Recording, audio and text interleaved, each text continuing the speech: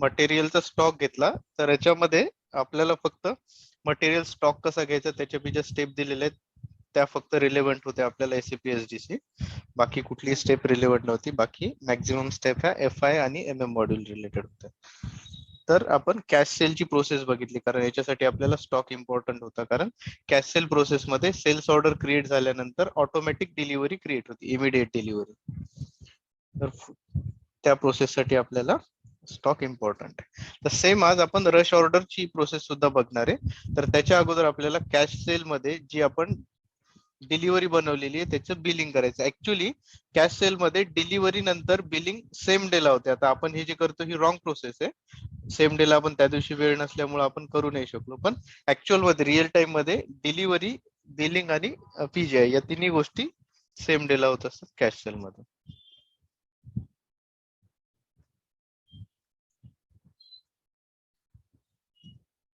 So VL01N is the T code to create delivery. So already हमने delivery तो create कर दी है. अभी ये डिलीवरी अगर डिस्प्ले करनी है तो इसके लिए VL02N ये ट्रांजैक्शन कोड है. इसमें ये डिलीवरी नंबर ऐड कर देंगे.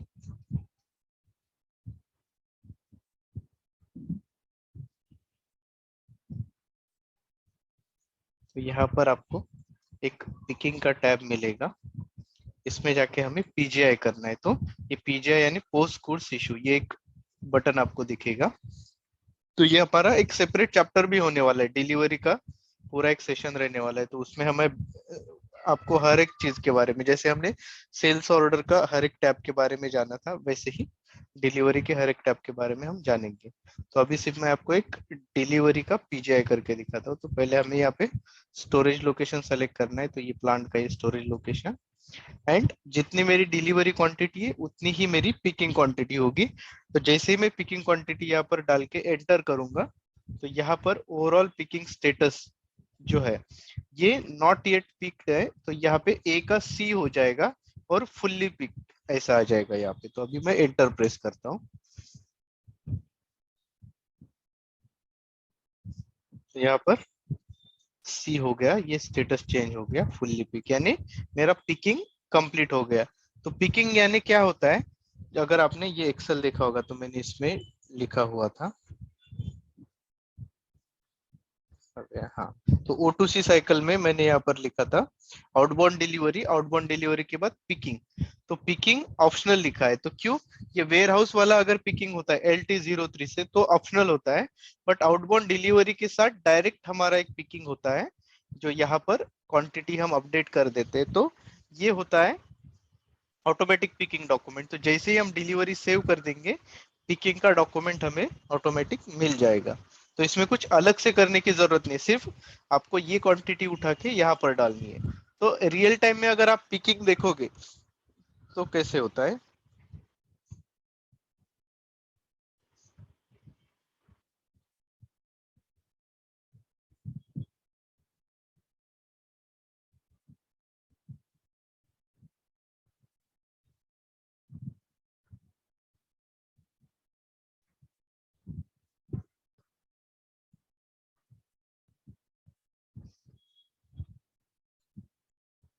यहाँ पर होगा आपका प्लांट.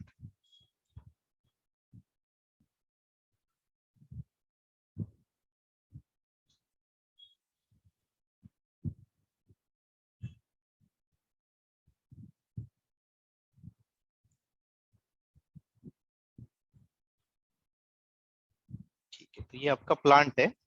यहाँ पर प्लांट में आपके 4 स्टोरेज लोकेशन हो सकते हैं अलग अलग. यहाँ पे स्टोर होगा, यहाँ पर स्टोर होगा आपका मटेरियल, यहाँ पर कई अलग स्टोर होगा. ये अलग अलग ऐसे आपके स्टोरेज लोकेशन हो सकते हैं अलग अलग चारों साइड में प्लांट के. तो इसमें ये स्टोरेज लोकेशन के जो भी स्टोरेज लोकेशन है वहां से आपका मटेरियल उठा के, ये तो प्लांट बड़ा भी हो सकता है, इतना भी हो सकता है. तो यहाँ पे ये ओपन स्पेस है, यहाँ पर व्हीकल्स वगैरह लगती है आपकी. तो यहाँ पर आपकी व्हीकल्स आएंगी. तो व्हीकल से यहाँ से आपका जो मटेरियल है यहाँ तक आएगा. तो ये होगा आपका शिपिंग पॉइंट. ये होगा आपका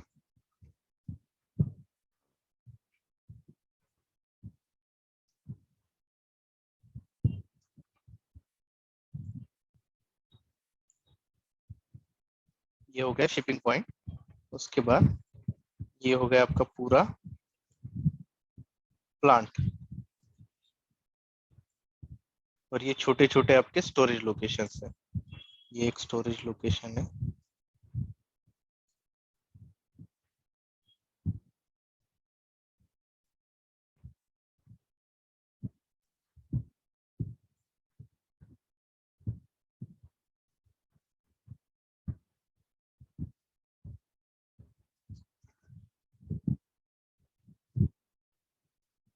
तो क्या होता है, स्टोरेज लोकेशन से शिपिंग पॉइंट तक आपका मटेरियल आएगा, और शिपिंग पॉइंट से यहाँ पर जो व्हीकल खड़ा होगा आपका, यहाँ पर होगा आपका ट्रक।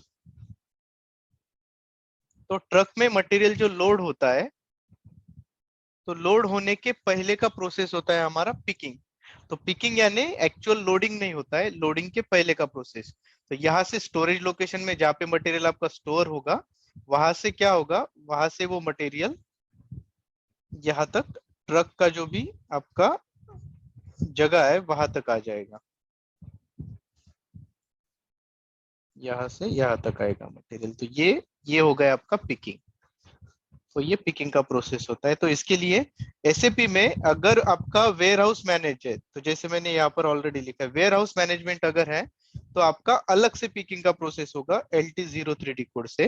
बट अगर आपका वेयर हाउस मैनेजमेंट नहीं है, क्योंकि हर एक company warehouse management use नहीं करता है, कोई कंपनी यूज करेगा, कोई company warehouse management use नहीं करेगा, क्योंकि अलग से सॉफ्टवेयर लेना पड़ता है, उसका अलग से मेंटेनेंस, अलग से कंसल्टेंट, सब कुछ खर्चा अलग से लगेगा। तो सब कंपनी जैसे यूज नहीं करती है। तो नॉर्मल केस में क्या होगा, आपका रियल टाइम में सेल्स इन आपका जो डिलीवरी है, डिलीवरी में एक साथ पिकिंग हो जाएगा। तो यहाँ पे आप जैसी पिकिंग की क्वांटिटी डाल दोगे, यहाँ पर आपका पिकिंग का स्टेटस चेंज हो जाएगा, फुल्ली पिक होगा। और ये वेयर हाउस, ये ब्लैंक है, इसीलिए वेयर हाउस नंबर यहाँ पे नहीं है, ये पूरा ब्लैंक है। तो जब वेयर हाउस मैनेजमेंट होगा तो ये नंबर ऑटोमेटिक फिल हो जाएगा आपका। तो अभी हमारा पिकिंग हो गया। अभी करना है अभी पीजीआई। तो पीजीआई यानी पोस्ट गुड्स इशू। तो पोस्ट गुड्स इशू क्या होता है, यहाँ पर आपका कस्टमर है, ये हो गया आपका कस्टमर।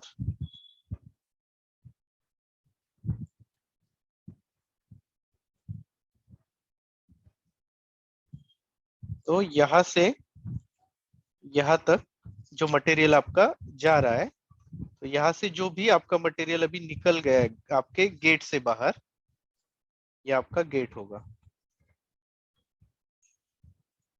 तो जैसे ही मटेरियल आपका गेट से बाहर चला गया, तो आपका पीजीआई हो जाएगा।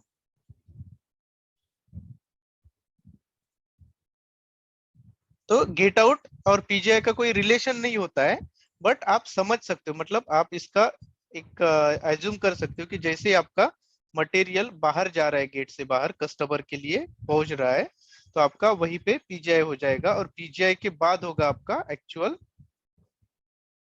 बिलिंग।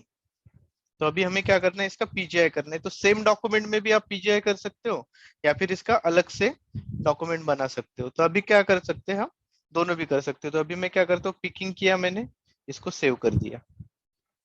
तो अभी सिर्फ मेरा पिकिंग का प्रोसेस हो जाएगा।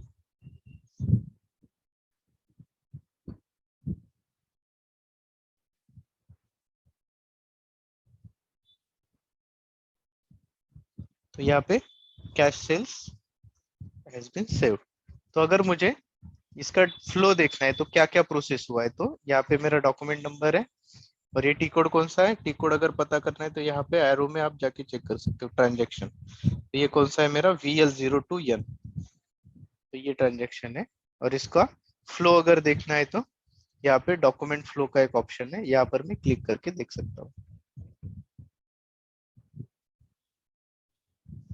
तो पहले क्या हुआ, मेरा कैश सेल का ऑर्डर क्रिएट हुआ, कैश सेल का डिलीवरी हुआ, और तीसरा हुआ मेरा पिकिंग रिक्वेस्ट, यानी पिकिंग का डॉक्यूमेंट जनरेट हो गया। तो ये इन प्रोसेस है, ये इन प्रोसेस है, और ये कंप्लीट हो गया, पिकिंग कंप्लीट हो गया। जब मेरा पीजीआई होगा, ये भी कंप्लीट दिखाएगा। तो अभी मुझे क्या करना है, पोस्ट गुड्स इशू करना है।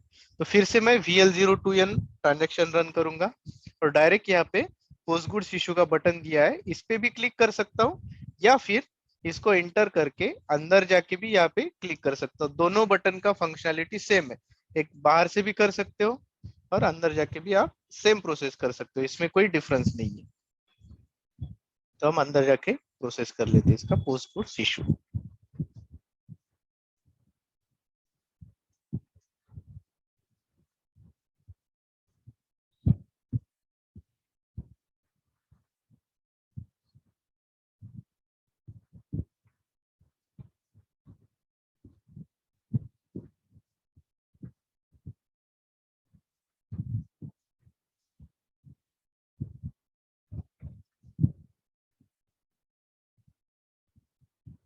तो यहाँ पर डॉक्यूमेंट हैज बीन सेव, तो पोस्ट गुड्स इशू का अलग से नंबर यहाँ पर नहीं दिखाई देगा, यहाँ पर डिलीवरी का नंबर ही दिखाई देगा आपको हर बार। बट जब आप डॉक्यूमेंट के फ्लो में जाओगे तो डॉक्यूमेंट के फ्लो में आपको हर एक डॉक्यूमेंट का अलग अलग नंबर दिखाई, जैसे सेल्स ऑर्डर का अलग नंबर है, डिलीवरी का अलग है, पिकिंग का अलग है, और ये जीडी गुड्स इशू यानी पोस्ट गुड्स इशू होता है, तो इसका अलग से नंबर मिल गया आपको। तो इसके बाद होगा हमारा इनवॉइस। तो जब तक गुड्स इशू नहीं होता यानी आपके गोडाउन से मटेरियल जब तक नहीं निकलता, वो एक्चुअल फिजिकली नहीं निकलेगा, फिजिकली आपके गेट पर ही वो गाड़ी खड़ा होगा, गेट से बाहर नहीं जाएगा, बट एसएपी में एज्यूम होगा कि आपका मटेरियल आपके गेट के बाहर जा चुका है, उसके बाद आपका बिलिंग हो रहा है। तो बिलिंग एसएपी में गुड्स इशू के बाद नहीं होता है, और गुड्स इशू का मतलब होता है आपके प्रीमाइसेस से आपका मटेरियल निकल गया, तो इसका मतलब आपके प्रीमाइसेस से मटेरियल निकल गया है। तो अभी आपको करना है इनवॉइस, तो VF01 ये ट्रांजैक्शन कोड है इसके लिए। तो इसके लिए भी दो ऑप्शन है, एक तो टी कोड से जा सकते हो या फिर मेनू पाथ से। तो ये मेनू पाथ आपका logistic sales and distribution, sales and distribution में बिलिंग, बिलिंग में बिलिंग डॉक्यूमेंट, और बिलिंग डॉक्यूमेंट में VF01। तो जैसे VF01 करोगे आपको डिलीवरी नंबर यहाँ पे एंटर करना है। तो हमारा डिलीवरी नंबर क्या है, ये है मेरा outbound delivery number, enter, and enter press करना है। Okay, no billing document were generated, क्या इशू है चेक करते हैं। तो अगर ऐसा कुछ इनकरेक्ट आ गया तो इसका मतलब है कुछ ना कुछ एरर मैसेज है। या फिर लॉग में जाके एडिट, लॉग में जाके चेक करना है कि delivery type BV can not be invoice with billing type BV। Okay okay, ये डिलीवरी रिलेटेड नहीं होता है, सॉरी, ये होता है ऑर्डर रिलेटेड बिलिंग, इसीलिए इसका बिलिंग नहीं हुआ है। तो ये होगा हमारा ऑर्डर रिलेटेड, यानी सेल्स ऑर्डर नंबर जो है इसके रेफरेंस से हमारा बिलिंग होगा।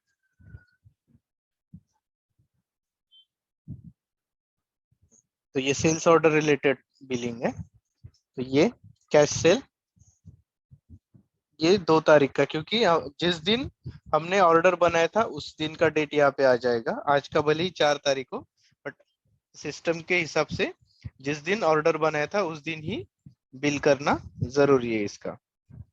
तो ये क्वांटिटी, और ये हम इसको सेव कर देते हैं। हमें यहाँ पे चेक क्या करना है, हमारी क्वांटिटी चेक करना है, प्राइस बराबर है कि नहीं चेक करना है, बस ये प्रॉपर आ गई, देन सेव। बिलिंग में कुछ फिल करने की जरूरत नहीं होती है। तो ये आपका बिलिंग क्रिएट हो गया। ये बिलिंग नंबर यहाँ पर ऐड कर देते हैं। सेम प्रोसेस हमारा होगा रश ऑर्डर के लिए। रश ऑर्डर का ऑर्डर टाइप है RO, SD document category C ही होगा, और इसका आइटम कैटेगरी अलग हो जाएगा TAP। तो आज जैसे हमारा रश ऑर्डर कंप्लीट होगा, हम आइटम कैटेगरी क्या होता है, इसका डिटर्मिनेशन कैसे होता है, वो थोड़ा डिटेल में जानने वाले हैं। तो पहले हम रश ऑर्डर कंप्लीट कर लेते हैं। So first we need to go in SPRO, SAP reference implementation guide, sales and distribution, sales,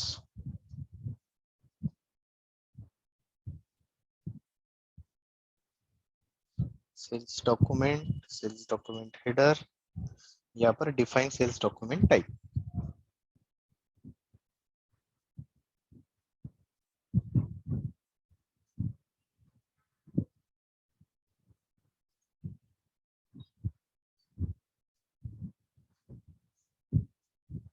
तो यहाँ पर रश ऑर्डर के लिए ऑर्डर टाइप है आर ओ, सॉरी आर ओ।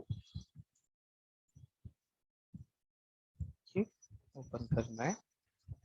यह पे आपको डॉक्यूमेंट कैटेगरी मिलेगी, सिर्फ नंबर रेंज इसकी चेंज हो जाएगी, बाकी सब कुछ सेम है इसमें।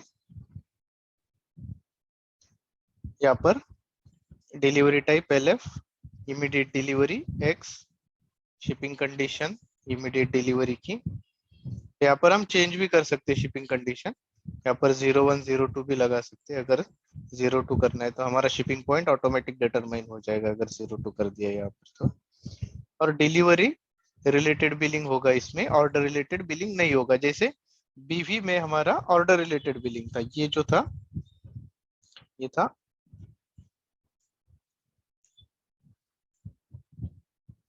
ऑर्डर रिलेटेड बिलिंग, और ये होगा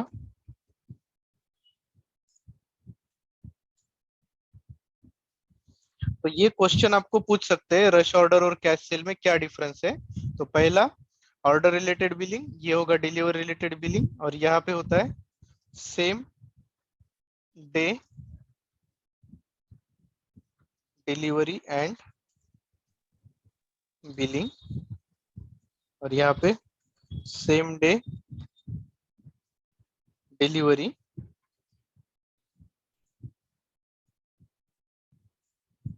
बट बिलिंग नेक्स्ट डे और अनदर डे, यानी नेक्स्ट डे होगा या आगे का कोई भी दिन में हो जाएगा, सिर्फ डिलीवरी सेम डे हो जाता है। तो ये मेन दो डिफरेंस है आपको अगर रश ऑर्डर और कैश सेल के बीच में अगर पूछा तो।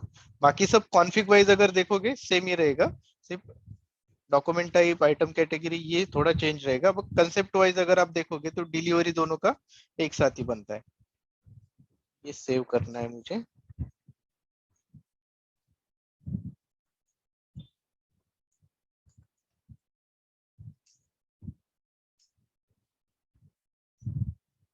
देन यहाँ पे जाके असाइनमेंट चेक करना है।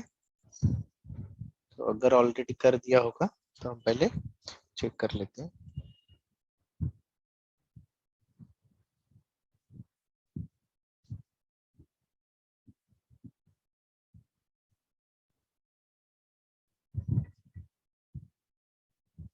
Selection by content, enter sales org SD01 choose। तो SD01 से इतने सारे डॉक्यूमेंट टाइप हैं।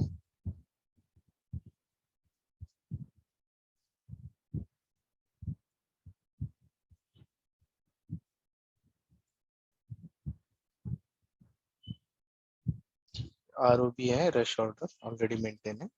तो अभी हमें क्या करना है, एक ऑर्डर बनाना है VA01 से। RO order type sales org SD01, distribution channel DM, division 02।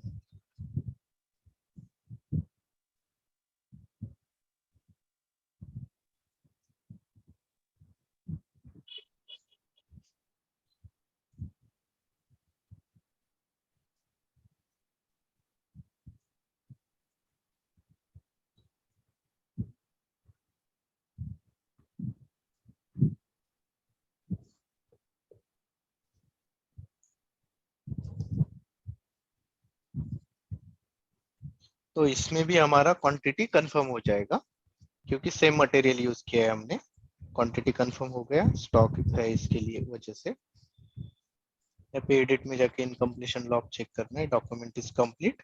तो इसका भी डिलीवरी सेम टाइम पे क्रिएट हो जाएगा। यहाँ पे सिर्फ एक चीज गलत हुई है, तो यहाँ पर आइटम कैटेगरी 10 है, यहाँ पर एक्चुअल में आइटम कैटेगरी 10 नहीं चाहिए। रश ऑर्डर जब होता है तो आइटम कैटेगरी होनी चाहिए आपकी, क्या होती है यहाँ पर देख लेते हैं, TAP होनी चाहिए, नहीं 10 ही होनी चाहिए, सॉरी ये गलत है, TN ही होती है, स्टैंडर्ड जैसी होती है। और आइटम कैटेगरी डिटर्मिनेशन हम बाद में देख लेंगे कैसे होता है डिटरमाइन। यहाँ पर अगर आइटम कैटेगरी चेंज भी करनी है तो हम कर सकते हैं, यहाँ पे ऑप्शन है हमारा आइटम कैटेगरी चेंज करने का। तो अभी 10 ही रखते standard, enter, rush order, save.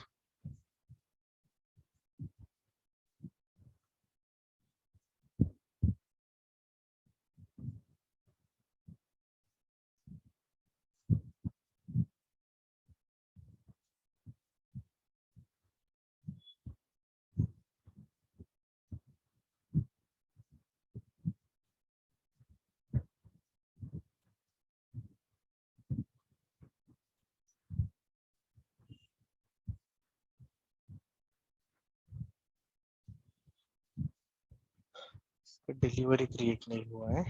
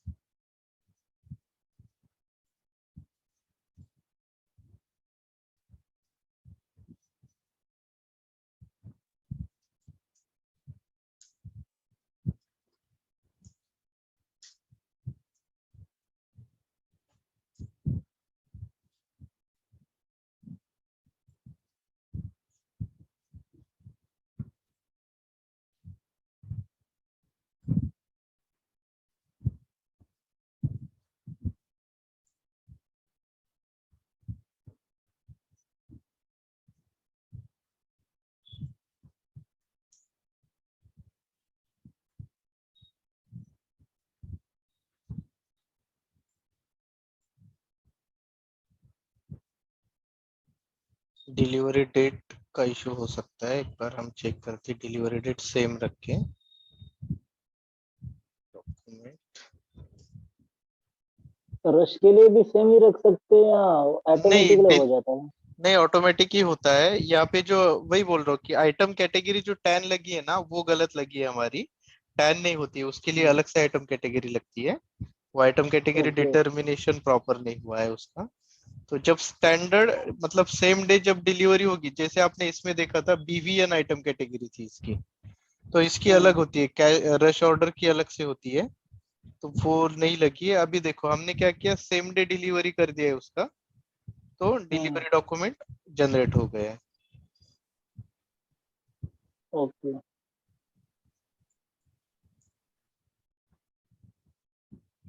यानी उसका मतलब वही है कि आपका डिलीवरी सेम डे होना चाहिए। बिलिंग भले आपका 1-2 दिन बाद हो, बट डिलीवरी आपका सेम डे होगा रश ऑर्डर में। जैसे कि फार्मा इंडस्ट्री में वैसे ही होता है कि इमीडिएट डिलीवरी होता है, बिल 1-2 दिन बाद होता है, बट क्योंकि उसका ये बैच बैच की वजह से, क्योंकि उनका बैच का एक्सपायरी होता है 2 दिन 3 दिन। ओके तो ओके। जैसे कोई कोई प्रोडक्ट ऐसे होते हैं कि उनका बैच लेट भी, मतलब जैसे कोई 1 साल हो सकता है, 6 महीने हो सकता है, 2 साल हो सकता है, बट ऐसे कोई कुछ कुछ प्रोडक्ट होते हैं जिनका 5 दिन का शेल्फ लाइफ है, 10 दिन का शेल्फ लाइफ है। तो ऐसे प्रोडक्ट को क्या है कि इमीडिएट डिलीवरी करते हैं वो बिलिंग चाहे बाद में भी करे, बट उनको करना पड़ता है वो वैसे, क्योंकि बहुत सारे ऐसे फार्मा इंडस्ट्री में प्रोडक्ट्स होते हैं जिनका शेल्फ लाइफ बहुत कम है।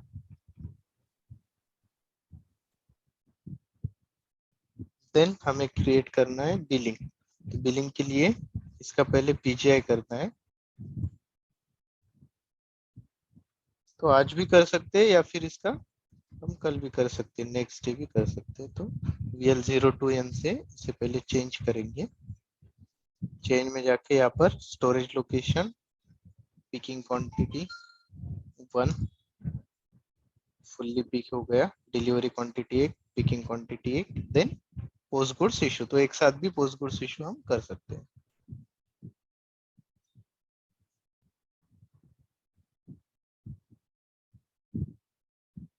तो ये डिलीवरी, तो यहाँ पर आप देखोगे डॉक्यूमेंट फ्लो में, तो डिलीवरी बीइंग प्रोसेस, ऑर्डर आपका कंप्लीट हो गया। जब भी आपका बिलिंग हो जाएगा तो ये डिलीवरी का भी बीइंग प्रोसेस आपका कंप्लीटेड दिखाई देगा यहाँ पर। तो अभी हम करते हैं इसका इनवॉइस F01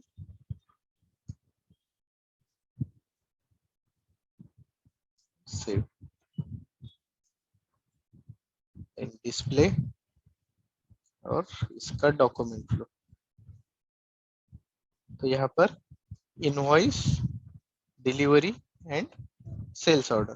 तो sales order complete, delivery complete और इनवॉइस कंप्लीट। अगर डिलीवरी के अलग अलग डॉक्यूमेंट देखने हैं तो डिलीवरी में जाके डॉक्यूमेंट फ्लो में जाना है। तो यहाँ पे सभी डॉक्यूमेंट दिख जाएंगे, sales order, delivery, picking, post goods issue and then invoice. तो सभी जगह पे कंप्लीट कंप्लीट है। लास्ट वाला अकाउंट डिटर्मिनेशन एरर है वो, क्योंकि अकाउंटिंग का पार्ट अभी पेंडिंग है, अकाउंटिंग का इंटरफेस नहीं हुआ है प्रॉपर, तो इसकी वजह से एरर है। तो जब ये पार्ट होगा हमारा तब ये एरर हम रिजॉल्व कर देंगे। ऑटोमेटिकली रिजल्व होगा ना, तो हमें रिजल्व करना पड़ेगा? नहीं नहीं, हमें करना पड़ेगा। वो इंटरफेस होता है, एसडी और एफआई का इंटरफेस है, तो उसका ओके ओके। पूरा एक चैप्टर रहेगा हमारा। तो वहां पे मैं बताऊंगा आपको वो कैसे रिजॉल्व करना है रियल टाइम में कंपनी। जहाँ दोनों का भी कॉन्फ्लिक्ट आता है, वो मतलब दोनों तरफ से उसका अथोराइजेशन होता है। करेक्ट करेक्ट एक सब्जेक्ट में दोनों का इंटरफेयर आता है, इसलिए दोनों तरफ से उसका ही होता है अथोराइजेशन। Correct correct correct. तो यहाँ पे क्योंकि जब बिलिंग बनेगा आपका, बिलिंग के साथ अकाउंटिंग डॉक्यूमेंट बनता है। तो accounting is a part of finance module, FI module, और invoice okay is a part of SD module, sales module होता है। तो जैसे ही वो इनवॉइस हम सेव कर देंगे तो वो एफआई मॉड्यूल में चला जाएगा। तो एफआई मॉड्यूल में यानी अकाउंटिंग में चला जाएगा। तो अकाउंटिंग में जैसे ही जाता है तो वो हमारा वहां से स्टॉप हो जाता है और अकाउंटिंग का काम स्टार्ट हो जाता है।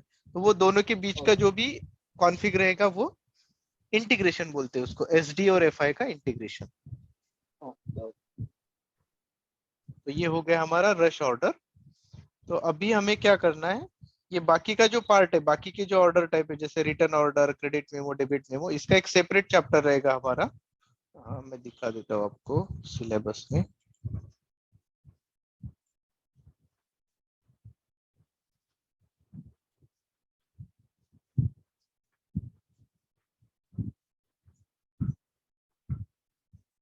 हाँ, ये कस्टमर कंप्लेंट। तो इसमें क्या होगा, ये customer return, debit memo, credit memo, free of charge sale, subsequent delivery, इसमें ये सब कुछ हमारा कवर हो जाएगा। तो इसीलिए अभी ये हम नहीं लेने वाले, ये हम बाद में लेंगे।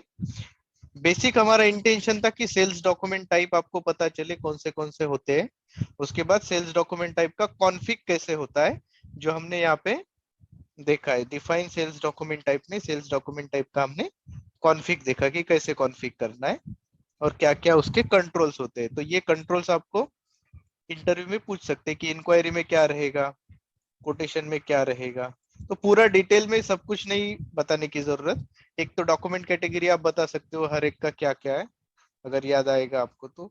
उसके बाद प्राइसिंग प्रोसीजर होता है, देन प्रोबेबिलिटी होता है, उसमें रेफरेंस मैंडेटरी, नंबर रेंज होता है, और सबसे इंपॉर्टेंट यहाँ पे बिलिंग में बिलिंग रिलेवेंस, शिपिंग में आपका डिलीवरी टाइप। ये दो चार चीजें आप बता दोगे तो हो जाएगा, ज्यादा बताने की जरूरत नहीं है। देन सेकंड स्टेप यहाँ पर एक convert language for each sales document type. तो ये अगर एक कंपनी मल्टीपल कंट्रीज में, जैसे अभी आप अगर डोमेस्टिक कंपनी मतलब क्लाइंट पे काम कर रहे हो तो उसमें ये जरूरत नहीं है, बट अगर इंटरनेशनली एक कंपनी अगर मल्टीपल कंट्रीज में है तो हर कंट्री में अलग अलग लैंग्वेज यूज कर सकते हैं। वैसे तो इंग्लिश ही यूज करते हैं most of the time, but ऐसी कोई कंपनी कंट्रीज है जैसे चाइना है, तो चाइना वाले इंग्लिश को ज्यादा प्रेफरेंस नहीं देते, जापान वाले इंग्लिश को प्रेफरेंस नहीं देते, खुद जर्मनी वाले जहाँ पे एसएपी ये हुआ है, एसएपी का ओरिजिन है, वहां पे भी वो इंग्लिश को ज्यादा प्रेफरेंस नहीं देते, वो उनकी खुद की मदर टंग को प्रेफरेंस देते हो। तो वो केस में आपको क्या करना पड़ता है, सेल्स डॉक्यूमेंट टाइप का कन्वर्जन करना पड़ता है, मतलब पूरा डिटेल। तो यहाँ पर वो लैंग्वेज के हिसाब से कन्वर्जन मेंटेन होता है। यहाँ पे आपको कुछ करना नहीं है, ऑलरेडी एसएपी ने दिया हुआ है, अगर वो कंट्री स्पेसिफिक कुछ करना है तो वो टाइम पे वो आपको करना कर पड़ता है। लेते। हाँ, तो जहां पर जैसे देखेंगे ये जेड एच है, तो यहाँ पर ईएन अगर डालोगे, sales document type O R, selection में जाके देखते हैं, जैसे ये एसओ, हाँ, तो यहाँ पर सेल्स डॉक्यूमेंट टाइप एसओ है, और हमारे इसमें क्या है, इंग्लिश में हम यहाँ पे टीए है तो ओ आर बोलते हैं, यहाँ पर आर ओ है तो एसओ बोलते हैं। तो ये अलग अलग लैंग्वेज के हिसाब से, मतलब ये जर्मन लैंग्वेज के अकॉर्डिंगली ये एक्चुअल, और ये इंग्लिश लैंग्वेज के अकॉर्डिंगली। वैसे ही अगर इसको एसओ, एसओ यानी सेल्स ऑर्डर है, तो ये सेल्स ऑर्डर को, ये टीए सेल्स ऑर्डर है, तो ये इसको जर्मन में अगर करना है तो डीई होगा। तो यहाँ पर पोजीशन में जाके डीई डाल देते हैं हम, और ऑर्डर टाइप ओ आर डाल देते हैं, sorry sales document type TA डाल देते हैं। टीए को टीए बोलते हैं, मतलब टीए कुछ ऐसा अलग वर्ड होगा उनके इसमें जर्मन लैंग्वेज में, तो उसके अकॉर्डिंगली वो सेल्स ऑर्डर को टीए से कुछ नॉमेनक्लेचर दिया हुआ है उन्होंने, तो ये डिफरेंट डिफरेंट होता है। उसके बाद है नंबर रेंज, जो हमने ऑलरेडी देखा, यहाँ पर डिफाइन करना है आपको नंबर रेंज, और हमारे डॉक्यूमेंट में जाके असाइन कर देना है। तो नंबर रेंज का स्टेटस अगर देखना है तो यहाँ से स्टेटस हम देख सकते हैं, अगर स्टेटस चेंज करना है तो चेंज भी कर सकते हैं। देन नेक्स्ट पार्ट आएगा आपका डिफाइन परचेस ऑर्डर टाइप। तो परचेस ऑर्डर टाइप डिफाइन क्यों करते हैं, क्योंकि हम सेल्स ऑर्डर जब क्रिएट करते हैं कोई भी, तो सेल्स ऑर्डर क्रिएट करते टाइम वहां पर एक ऑप्शन आता है हमें, जैसे एक नॉर्मल सेल्स ऑर्डर हम बना देते हैं, VA01 order type OR, same customer same material, एक क्वांटिटी, एंड जैसे हेडर डेटा में हम जाएंगे तो हेडर डेटा में ऑर्डर डेटा एक ऑप्शन होता है। तो यहाँ पर ऑर्डर डेटा में परचेस ऑर्डर टाइप आपको एक ऑप्शन दिखाई देगा, यहाँ पर अगर F4 करोगे तो different different purchase order type है, जैसे डेटा ट्रांसफर है, ओरली है, रिटर्न है, और टेलीफोनिक है। तो यहाँ पर आप तीसरा भी ले सकते हो कुछ, अगर आपको फैक्स लेना है, क्योंकि अभी तो फैक्स वैसे भी बंद हो चुका है, बट अगर लेना है आपको तो आप यहाँ पर किसी को भी कॉपी कर लो या नया कर दो, FAX लिख दो, और यहाँ पर लिख सकते हो बाय फैक्स सेव। तो यहाँ पर वो डॉक्यूमेंट टाइप, ये sorry purchase order type add हो जाएगा।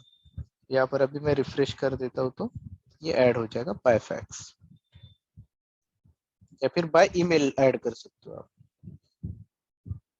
न्यू एंट्री मेल, यहाँ पर बाय ईमेल, तो ये you can add this. Then next रहेगा आपका डिफाइन ऑर्डर रीजन। तो सेल्स ऑर्डर में मैं बैक जाता हूँ, बैक जाने के बाद यहाँ पर मेन स्क्रीन के ऊपर यहाँ पर ऑर्डर रीजन देखिएगा, ये होता है हेडर लेवल पे। जो भी हम अभी डेटा देख रहे हैं ना, ये पूरा हेडर लेवल पे होता है, क्योंकि आप यहाँ पे नोड अगर देखोगे सेल्स डॉक्यूमेंट में, तो पहला नोड क्या है, सेल्स डॉक्यूमेंट हेडर। तो ये सब कुछ डेटा आपका हेडर लेवल पे होगा, और जो नेक्स्ट पार्ट हम आगे देखने वाले हैं that will be relevant for item level. तो यहाँ पर ये रीजन जो होगा आपका हेडर लेवल के लिए होगा। तो हेडर लेवल पे आप यहाँ पे देखोगे तो मल्टीपल आपको रीजन दिखाई देंगे, जैसे internet okay, sales call, trade fair, sales activity. ये एसएपी ने कुछ स्टैंडर्ड दिए हैं, और इसके अलावा हम कस्टम भी बना सकते हैं। फास्ट डिलीवरी है, गुड सर्विस है, poor quality, damage in transit, अगर रिटर्न आ गया, कुछ क्रेडिट नोट डेबिट नोट देना है, तो ये वाले हम 01, 02, 03 यूज कर सकते हैं। अगर फ्री ऑफ चार्ज देना है तो फ्री ऑफ चार्ज वाला यूज कर सकते हैं। रिटर्न है, ये रिटर्न का आएगा। सर्विस रिपेयर है तो सर्विस रिपेयर का आएगा। So these are the standard provided by SAP. अगर हमें खुद का बनाना है तो न्यू एंट्री करना है, क्या बना देते हैं, Z01। इसका डिस्क्रिप्शन दे देते हैं,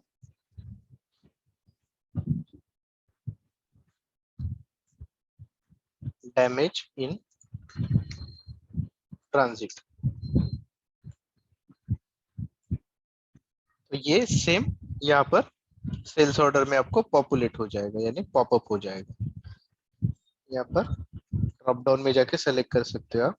तो अभी शायद नहीं आएगा, हमने कुछ रिफ्रेश नहीं किया इसको। एक बार देखते हैं इंटर करके आता है क्या। अगर नहीं आया तो नेक्स्ट डॉक्यूमेंट में तो 100% आ जाएगा। तो ये अभी नहीं आया है। तो कुछ डेटा ऐसा होता है एसएपी में कि जो कोई डेटा डायरेक्टली आ जाता है और कोई डेटा आने के लिए टाइम लगता है। टाइम लगता है यानी सेम ट्रांजेक्शन में नहीं आएगा, आप जब नेक्स्ट ट्रांजेक्शन प्रोसेस करोगे या फिर इसको ही स्लैश एन करके आप ओपन करोगे तो वो डिटेल आ जाएगा। ये हो गया। Then next define usage indicator. तो ये यूसेज इंडिकेटर यानी आप ये डॉक्यूमेंट किस लिए यूज कर रहे हो, सेल्स ऑर्डर किसका है।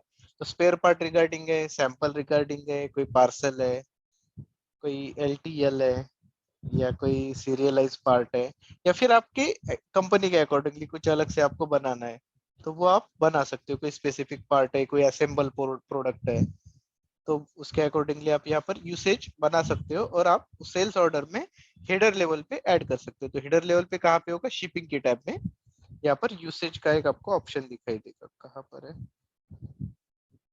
शिपिंग में नहीं है, सेल्स में है क्या, हाँ सेल्स की टैब में यहाँ पर यूसेज है। तो ये डिफरेंट डिफरेंट यूसेज है, तो ये आप यूज कर सकते हो। ये वाला पार्ट आप कुछ भी डेटा मेंटेन करके यूज कर सकते हो, यूसेज वाला part. So this is optional. तो ये जो बाकी की चीजें मैंने बताई, ये ज्यादा मैंडेटरी नहीं है, बट फर्स्ट फर्स्ट यानी आपका सेल्स डॉक्यूमेंट टाइप डिफाइन करना, थर्ड नंबर रेंज असाइन करना, ये दो चीजें सबसे इंपॉर्टेंट है ये पार्ट में। और उसके बाद आपका assign sales area to sales document type, ये जो हमने ऑलरेडी देखा है, combined sales area, combined distribution channel, combined division and ये। तो ये these three are most important. उसके बाद ये जैसे बिजनेस का रिक्वायरमेंट होता है उसके अकॉर्डिंगली हम यूज कर सकते हैं। तो ये हो गया हमारा हेडर लेवल का डेटा। अभी हमें मूव करना है सेल्स डॉक्यूमेंट आइटम लेवल पे। तो सेल्स डॉक्यूमेंट आइटम लेवल पे क्या होता है, तो जैसे हेडर लेवल पे हमारे अलग अलग टैब होंगे, वैसे ही सेल्स डॉक्यूमेंट आइटम लेवल पे हमारा मटेरियल रहेगा, और मटेरियल की आइटम कैटेगरी रहेगी। तो हेडर लेवल पे इंपॉर्टेंट क्या था हमारा, सेल्स ऑर्डर टाइप। इसकी बेसिस पे ही आपका पूरा सेल्स डॉक्यूमेंट का हेडर चलता है।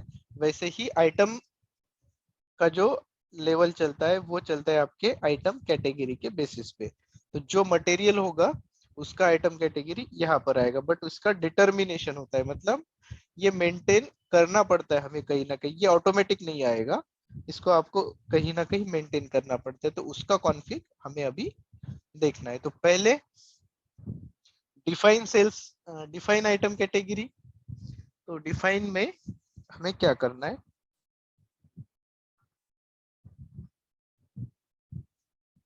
हाँ एक सेकंड।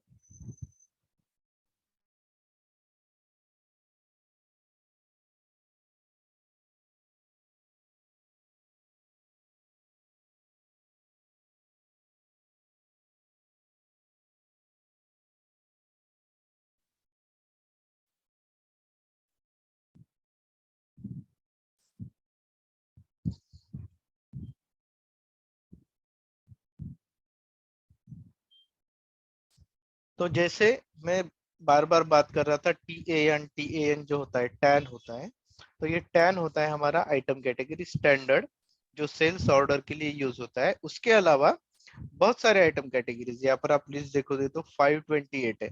इतने सारे हमें यूज करने की जरूरत नहीं, कुछ स्पेसिफिक होते हैं 8-10 होंगे जो हम रेगुलर यूज करते हैं एसएपीएसडी में। उसका यहाँ पे नीचे आपको लिस्ट भी मिल जाएगा। यहाँ पर मैंने कुछ दिए हुए, कुछ नीचे, और ये भी पूरा डिटेल ऑलरेडी हमने किया है। ये इसको मैं ब्लैंक कर देता हूँ।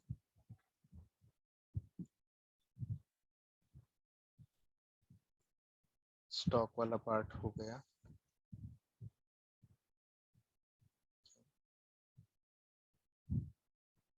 Plan determination, shipping point determination, ये भी हमने देखा है। अभी हमें जाना है आइटम कैटेगरी डिटर्मिनेशन के ऊपर। ये सबसे इंपॉर्टेंट है, इंटरव्यू में क्वेश्चन आता है इसके ऊपर भी। तो इंटरव्यू में क्या पूछेंगे, आइटम कैटेगरी डिटर्मिनेशन कैसे होता है। तो पहले आइटम कैटेगरी क्या होता है ये जानना जरूरी है। तो आइटम कैटेगरी यानी आपका जो भी मटेरियल होगा, ये मटेरियल का कैटेगरी क्या होगा, मटेरियल का बिहेवियर कैसा होगा, मटेरियल की कैरेक्टरिस्टिक क्या होगी, ये पूरा डिफाइन करने के लिए आइटम कैटेगरी होता है। तो इसमें हमारा अगर टैन है तो टैन यानी स्टैंडर्ड हो गया। तो ये टैन ही क्यों है, इसका कोई मतलब हमारे पास सॉल्यूशन नहीं है, या फिर इसको हम एक्सप्लेन नहीं कर सकते। ये एसएपी ने दिया हुआ है स्टैंडर्ड, तो इसीलिए ये टैन एज अ स्टैंडर्ड हम यूज करते हैं। तो इसमें क्या होगा, सबसे इंपॉर्टेंट चीज है, जैसे बिलिंग रिलेवेंस यहाँ पर ए होगा और प्राइसिंग एक्स होगा। तो ये दो इंडिकेटर है, इसका मतलब आपका आइटम कैटेगरी स्टैंडर्ड है, टैन है। तो बिलिंग रिलेवेंस ए का मतलब क्या होता है, डिलीवरी रिलेटेड बिलिंग, यानी आपका जो बिलिंग होगा उसका डिलीवरी का रिलेवेंस होगा। तो इंटरव्यू में ये क्वेश्चन पूछ सकते हैं कि आपका बिलिंग का रिलेवेंस कहाँ पे मेंटेन होता है। तो दो जगह पे मेंटेन होता है, एक तो होता है सेल्स डॉक्यूमेंट टाइप में, एंड सेकंड होता है आपका आइटम कैटेगरी में। तो सेल्स डॉक्यूमेंट टाइप वाला इंपॉर्टेंट नहीं होता है, ज्यादा इंपॉर्टेंस होता है आपका आइटम कैटेगरी में, क्योंकि जब तक आप यहाँ पे आइटम रिलेवेंट फॉर डिलीवरी या फिर item relevant for order maintain नहीं करोगे, वहां पर जो भी ऑप्शन होगा सेल्स ऑर्डर में उसका कोई आपको बेनिफिट नहीं मिलेगा। तो इंटरव्यू में अगर क्वेश्चन पूछा तो आपको ये बताना पड़ेगा कि डिलीवरी मतलब बिलिंग रिलेवेंस जो है ऑर्डर रिलेटेड है या डिलीवरी रिलेटेड है, वो कहाँ पे मेंटेन होता है, तो ये आपको बताना है।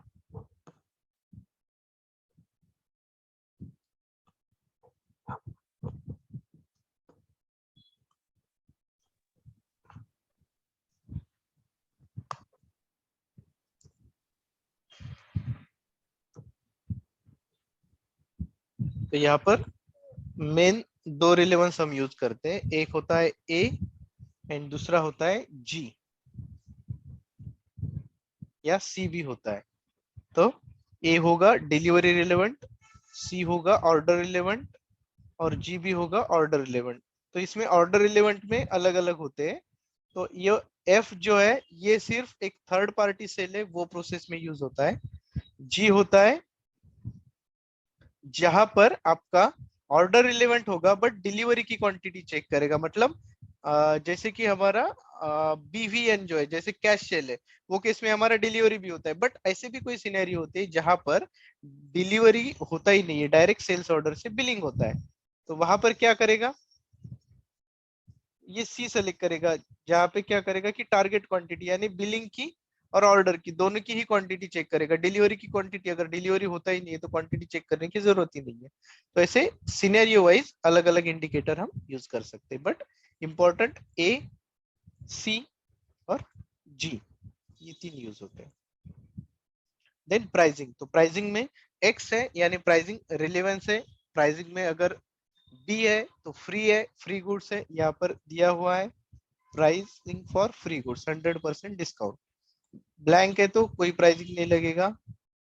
एक्स है तो ही हमारा प्राइसिंग स्टैंडर्ड यहाँ पर एप्लीकेबल होगा। देन बाकी सब कुछ ब्लैंक है। और ये जैसे ही सिनेरियो आएगा उसमें अगर ये डेटा आता है तो उसमें मैं आपको डिटेल में बताऊंगा। बहुत सारे सिनेरियोज आगे होने वाले हैं, हर एक सिनेरियो में जो जो क्या क्या डेटा होगा उसके अकॉर्डिंगली हम डिस्कस करेंगे। ये सभी एक साथ अगर डिस्कस कर लेंगे तो आपको भी थोड़ा हेवी हो जाएगा समझने में, तो सिनेरियो वाइज हम डिस्कस करते हैं। तो यहाँ पे जो टिक है वो भी मैं जैसे सिनेरियोज है उसके वाइज ही बताऊंगा आपको। तो यहाँ पर बिजनेस आइटम है, तो बिजनेस आइटम यानी हमारा स्टैंडर्ड आइटम है। तो यहाँ पर F1 करोगे तो आपको डिटेल में पता चलेगा बिजनेस आइटम का meaning. So it indicates whether the during sales order processing business data that you entered for an item is allowed to differ from business data in the header। यानी आप जो data enter करोगे material में वो अगर आपके header data से अलग होता है तो वो अलाउ करना है या नहीं करना है। तो अगर आपको अलाउ करना है तो आप यस करोगे यानी टिक करोगे, अगर अलाउ नहीं करना है तो नो करोगे। जैसे कि फॉर एग्जांपल आपको पता चलेगा जैसे बिजनेस डेटा में क्या क्या होगा, आपका पीओ नंबर होगा, तो ये बिजनेस डेटा हो गया पीओ नंबर। ये तो आइटम वाइज अलग अलग पीओ नंबर भी आप डाल सकते हो। यहाँ पर मटेरियल पे अगर डबल क्लिक करोगे यहाँ पर ऑर्डर डेटा में जाओगे तो ये आइटम वाइज आप यहाँ पर पीओ नंबर अलग डाल सकते हो। वो पीओ चिकन कह रहा हूँ नो किया, हेलो जो हमने अभी यस किया इस पर।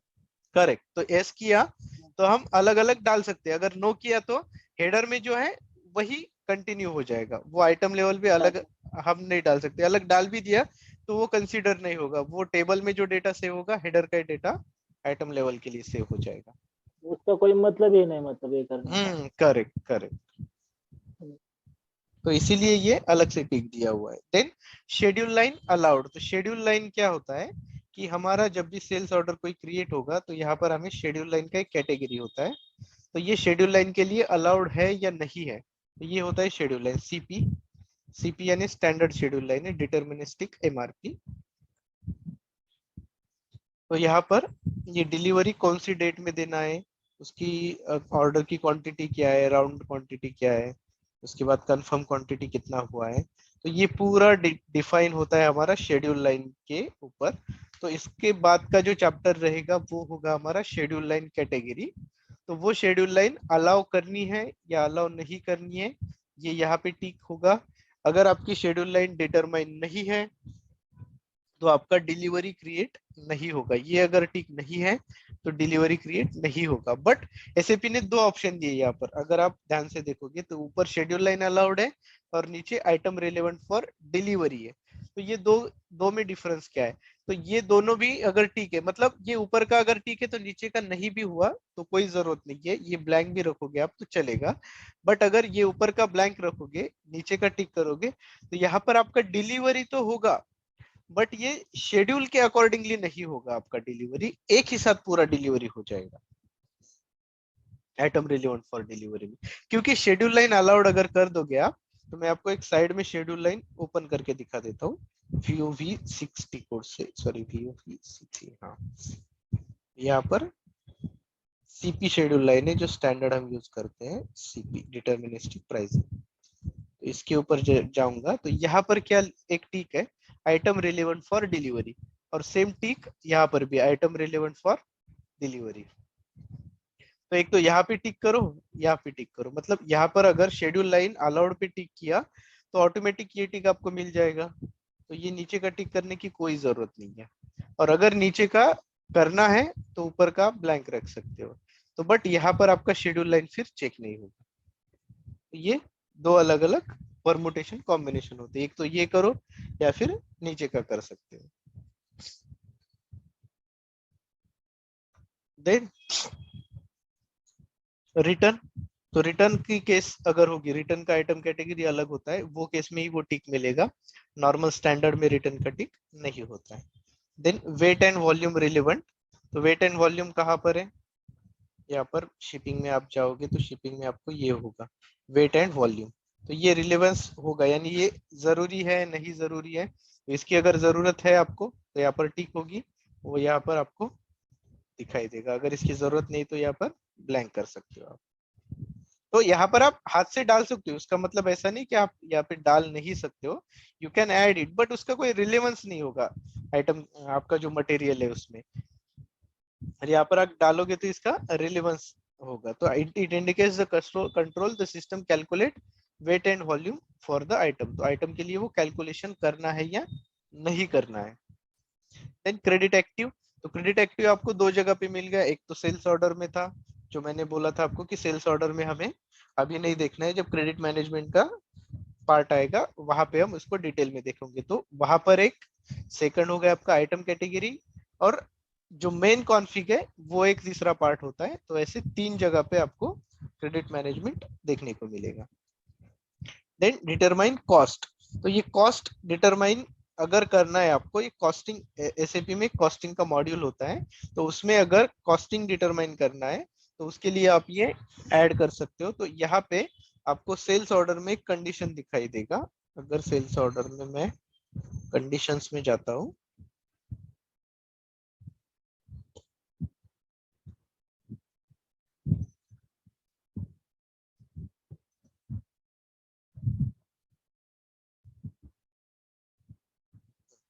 तो यहाँ पर VPRS लिखा हुआ है। तो ये VPRS क्यों आ रहा है यहाँ पर, क्योंकि मेरी प्राइसिंग प्रोसीजर में है और यहाँ पर कॉस्ट मेंटेन नहीं, इसका कोई प्राइस मेंटेन नहीं है, बट यहाँ पर मैंने डिटरमाइन कॉस्ट का टिक लगाया हुआ है। अगर मैं मटेरियल में जाके कुछ प्राइस मेंटेन कर देता हूँ तो वो प्राइस यहाँ पर आ जाएगा, और ये जो रेड कलर है ये दिखाई देगा, मतलब ये ग्रीन हो जाएगा। ये कैसे होता है, MM02 मटेरियल,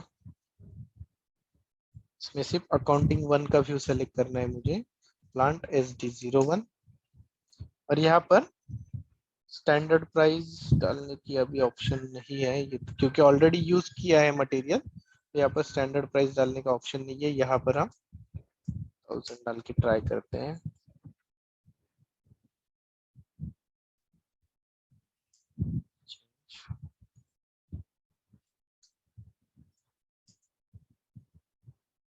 मूविंग में तो आ गए, स्टैंडर्ड में नहीं आया, तो एक बार चेक कर लेते हैं इसको। /n VA01,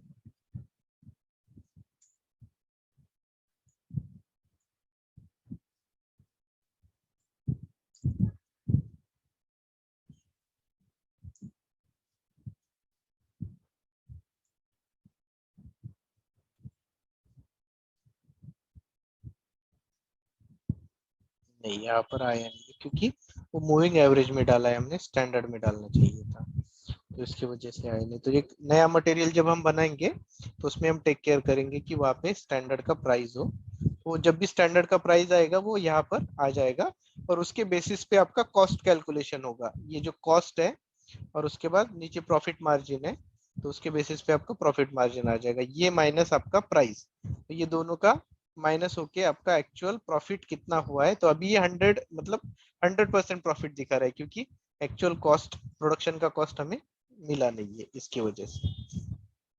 बाकी नीचे कुछ कंट्रोल्स हैं वो हम नेक्स्ट लेक्चर में देखेंगे, जो भी कंट्रोल्स है वो, और आइटम कैटेगरी डिटर्मिनेशन का डिटेल में हमें देखना है कि आइटम कैटेगरी डिटर्मिनेशन कैसे होता है। तो वो जब डिटर्मिनेशन होगा उसके बाद ही हमारा सेल्स ऑर्डर में आइटम कैटेगरी। ठीक है, पैन का इशू हमें निकालना, वो कहाँ से निकालना पड़ेगा? कौन सा पैन का आइटम कैटेगरी जो पैन लिया हमने उसका। करेक्ट, हाँ। तो नहीं, इशू कौन सा बोल रहे हैं आप, नहीं समझा नहीं मैं। जो स्टैंडर्ड हमने लास्ट में लिया, इसके पहले हमने दो ले रहे थे, दो लिया था कैटेगरी उसकी। करेक्ट करेक्ट, वो BVN वाला वो बोल रहे हो ना आप। हाँ, हाँ, तो वही आइटम कैटेगरी डिटर्मिनेशन में होगा, वो कौन सा हमें सेलेक्ट करना है, that is depend on item category determination. Okay, BNP है। हाँ, तो ये अलग अलग होता है, हर एक डॉक्यूमेंट टाइप वाइज अलग अलग होता है आपका आइटम कैटेगरी। रोज कैश ऑर्डर डिपेंड रहता है, उसके हिसाब से चेंज हो जाता है। हाँ हाँ, तो यहाँ पे क्या होता है, आइटम कैटेगरी डिटर्मिनेशन और शेड्यूल लाइन कैटेगरी डिटर्मिनेशन। तो आपका शेड्यूल लाइन में भी क्या है, उस पे भी वो डिपेंड होता है, क्योंकि शेड्यूल अगर CP हो गया तो आपको आगे की डेट देगा, और अगर CN हो गया तो आपको सेम डेट में आप डिलीवरी कर सकते हो, तो मैं बताता हूँ आपको वो कैसे होगा, उस पे भी हम आ जाएंगे, ठीक है। ओ, चलो ठीक है, so next lecture will be on Monday, Monday को ले लेंगे। Thank you sir. Thank you, thank you.